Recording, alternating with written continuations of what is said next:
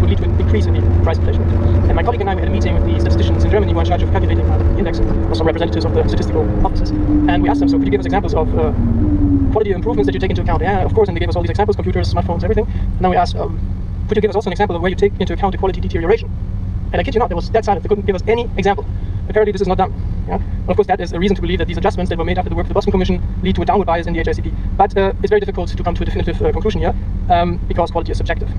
What is not subjective, however, is the observation that the CPI, the HICP, focuses on only one part of products, of goods and services in the economy. These indices focus on present private consumption. And accordingly, they leave other important things out. So, for example, future consumption or saving, goods that we would buy in order to save for the future, save for future consumption. For example, stocks and real estate are not included in the index. Also, public goods, that is government spending, is not included in the index. And it's very easy to see that there is overproportionate price inflation in both of these areas. We have, for example, we've done the calculations for Germany, and for public goods. Right? What is the price of public goods? What is the amount of taxes you pay? The tax revenue of the German government has increased in the period since the introduction of the euro by much more than the general price inflation rate measured by the HICP. So there was an overproportionate increase in the tax revenue of the German government. This could be considered to be an overproportionate inflation for public goods. And here in this presentation, I want to focus on assets, and there too we see overproportionate price inflation. And again, this is very easy to explain, right? Why do we have overproportionate asset price inflation? Well, it is because inflation changes not only our consumption behavior, but also our saving behavior. Right? We try to protect ourselves from inflation, so there is naturally a decrease in the demand for assets that lose purchasing power, such as cash and deposits, and you redirect your savings into such asset classes that are promising in protecting you from inflation. So, for example, you buy stocks and real estate. And if you look into the official data in Germany for the time period since the introduction of the euro, you look at the standard stock price index, it has grown on average every year by 4.8%. Of course, that's very volatile. It's been slows down for a while, but on average, over longer periods of time, there is in almost all countries overproportionate stock price inflation. You might argue, well, this is because there was good economic performance. Maybe. But that's not really the case. Economic growth was quite low compared to other countries in Germany. And you can see that it is mostly driven by inflation by looking at specific sub-periods, for example, the COVID pandemic and the lockdowns. Right? During that time, we had, of course, an initial decrease in stock prices, then we had a massive monetary policy response, and stock prices increased over that period, on average by an annual rate of 8%. Yeah, so that's not because of real economic improvements or productivity gains or expected gains in the future for German businesses. That's mostly because of inflation. And you could look also at other assets, this time real estate or housing. Here you have the official housing indices for France and Germany. Very interesting is the difference between the two. Right? In France, we have this massive increase after the introduction of the euro. Within 8 years, house prices have doubled.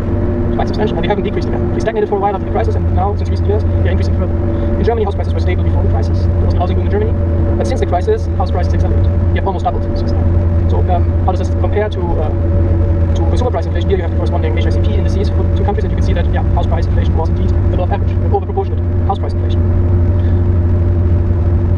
So that's the main takeaway here. It's quite normal in an inflationary environment that you have overproportionate asset price inflation. And with that come a lot of implications for the distribution of income and wealth. There are distributive effects of this development, of this heterogeneous inflationary process that tend to lead to greater inequalities. And I would argue that there are four important redistributional channels, so to speak. So the first one, of course, and over history, this is probably one of the most important channels of redistribution, is from the private sector to the public sector. That is why we have central banks, why we have monetary expansion, it facilitates government finance. So there is a redistribution from private to public. Inflation is like an additional tax that citizens pay. Now, for the question of inequality within society, the other channels are somewhat more important. There is, of course, redistribution applied in overproportionate asset price inflation from the poor who don't own assets to the rich who do. That's quite natural. If you own assets already, you enjoy a positive wealth effect from overproportionate asset price inflation. If you don't own assets, it is harder for you to catch up. The distance to those who own assets, the money is longer now, so the inequality increases. There's also the redistributional channel, I would argue, from labor income to capital income, and most importantly capital gains, as again related to asset price inflation. This is somewhat more controversial, especially among libertarians on the left, or friends on the left, they really like this, they totally agree with it. But when you talk to libertarians, you have to explain that some more.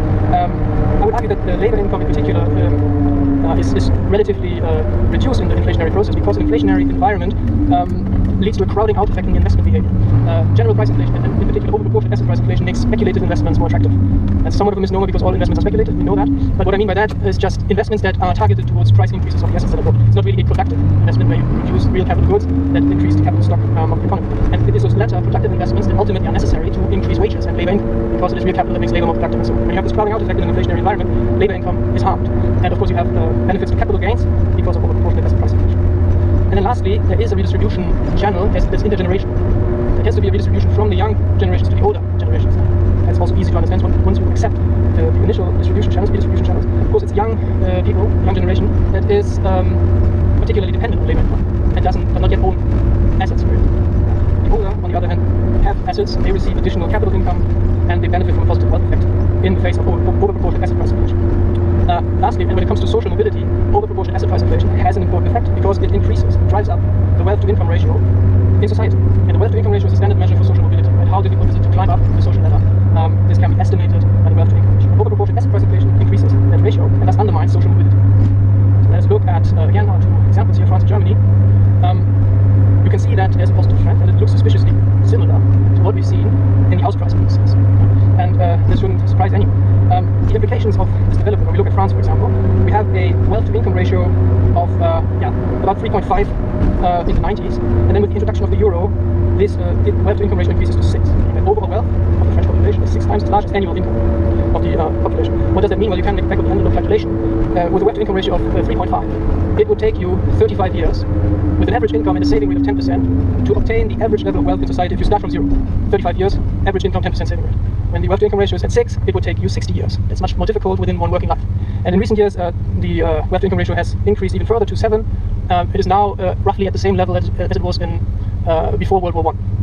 Now there's a debate about what is the cause of this development. Thomas Piketty has a very important paper out on this issue, and he argues, well, this positive trend in wealth-to-income ratios in the second half of the 20th century is mostly a recovery process from the world wars. But when you look at France, you see that it only really increased with the introduction of the euro, and it perfectly coincides with house price inflation. So you wonder, has France only recovered from World War II with the introduction of the euro? Probably not. Here you have the same data, and I interposed the house price indices just to illustrate the close correlation. And of course, correlation means causation. Here just to see more clearly the dates, right? The introduction of the euro and the Great Recession.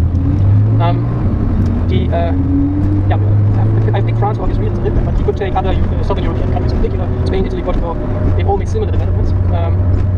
Germany is a sort of outlier in this development. In Germany, house price inflation has accelerated only after the crisis, and recently with the advent of unconventional monetary policies. But you can see also here that in Germany, with the increases in house price inflation, the wealth-to-income ratio is pushed upward, and this also undermines social mobility in Germany, of course. Here you have the data for the US. The case is somewhat less spectacular, but there's also a positive trend in the wealth-to-income ratio in the US. The big advantage that the US still has is that they allow incomes to be relatively high, which is why the wealth-to-income ratio is relatively low. It's lower than in France. It's much lower than in Spain. Because incomes are not taxed as heavily in the US. But you can also see here the positive correlation, of course, with the housing bubble, right? This pushed up the wealth-to-income ratio, then you had a drop in the wealth-to-income ratio, now recently again high. So the same developments, maybe to a slightly less extent in the US. Now, what are the further implications of this development? If you accept the arguments that monetary expansion, monetary policy has conducted in recent decades contributes to inequality and undermines social mobility, then there are a lot of further implications for society and the economy. And one implication I would argue is that there is a sense of injustice that spreads in society, where people see increasing, or just perceive, folks really see it, they feel like there is more inequality. And maybe they even somewhat intuitively feel that this inequality is unjust, because it is inequality that arises out of an inflationary process. And the sense of injustice that spreads is to some extent justified.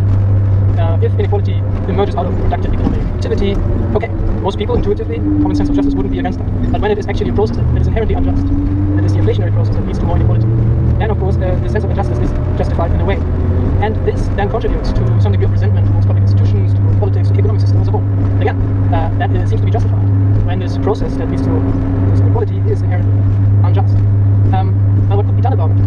Of course, something would have to change with the system. But the problem is that people who benefit from the redistribution process are also the people who are capable of changing the system.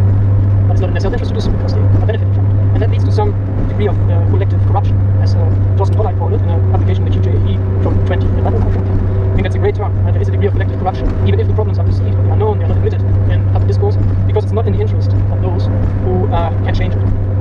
So this has further implications for politics. For example, you have decreasing voter participation, right? If you see the system being rigged against you, and if you have the feeling that the elites are not really on your side, if you have the feeling that there is some degree of collective corruption, then you're not interested in participating in the democratic process of voting.